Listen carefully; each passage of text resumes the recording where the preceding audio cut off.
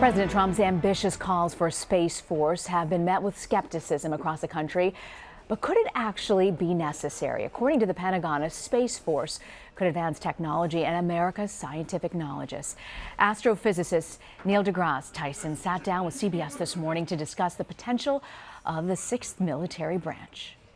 I don't have a horse in that race. I've spoken with Air Force generals who are happy retaining their control over the space defense.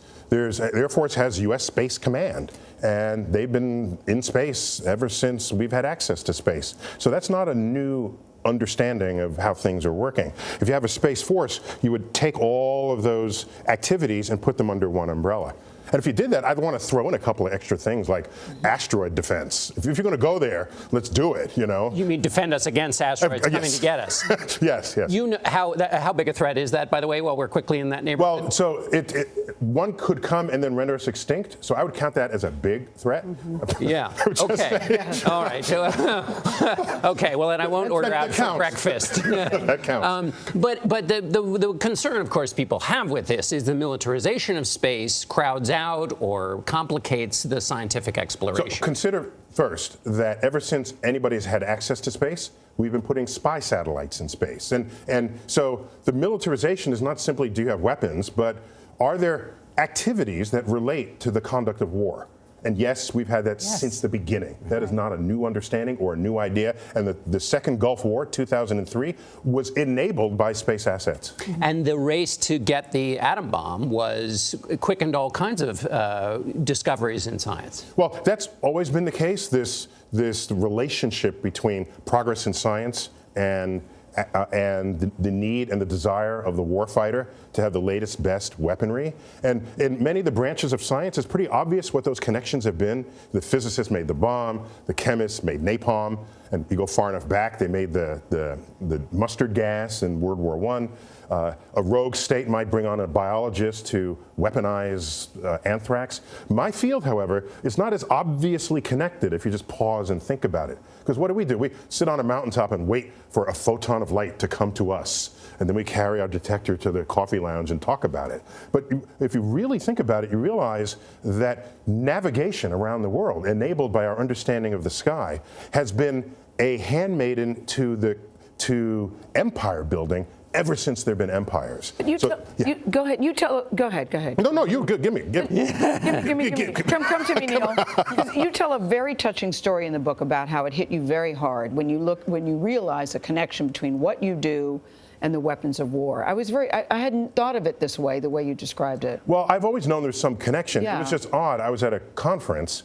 a space conference, when the second Gulf War was ramping up big time. And at that space conference were all of these contractors that make the missiles, the weapons, the bombs. And they, of course, broke into many of the sessions to bring the live coverage, you know, the live TV coverage. And every time it was announced that, oh, this was a Lockheed Martin missile or a Boeing missile or General Dynamics, that group would like applause and cheer. And it was like, they're like people are dying in this. And I got very upset. So how do you reconcile it? Well, good question. I'm sitting there, I'm saying, well, wait a minute. It's not, you know, they're executing the needs of the military, and the military is in an operation sanctioned by elected officials, and we, the electorate, elect them into place. So I had to redirect this understanding of the causes and effects of this violence and say, no, it's us. It is the electorate. And then I realized, I was shaped during the Vietnam War. I was an observer of the 60s, not a participant. I'm not that old. But I was, back then, war was bad, not just Vietnam War. Remember that song, War? What is it good for? Absolutely. That line wasn't Vietnam War. What is it good for? Absolutely. It was just war. And so then I realized, why do you have all these statues with military folks posing proud? Other wars, people didn't feel that way. No one is saying we shouldn't have fought the Second World War. Of course we did. And so if you have access to weaponry that can achieve a geopolitical goal that is noble, then I'm not there to stand in judgment of it. We've been talking about offensive weapons, Yes. but a lot of the space and military technology, at least for the U.S., is for defensive purposes as well. I mean, ideally, you'd want to have such a defense that it renders the offense of your opponent completely mute and ineffective. I think that's perhaps intercepting an ICBM. Yeah, you want to knock that out of the sky. But let me just say that space assets, what do you want your military to do? To protect your borders in the classical sense, no invaders, but also you want them to protect your assets. And our space assets are not just the value of the satellites that were constructed, it's the value of the commerce that they enable. GPS satellites. We're a military construct. Yes. We want to know where our troop movement is and where and why and what the targets are. And we tapped into that.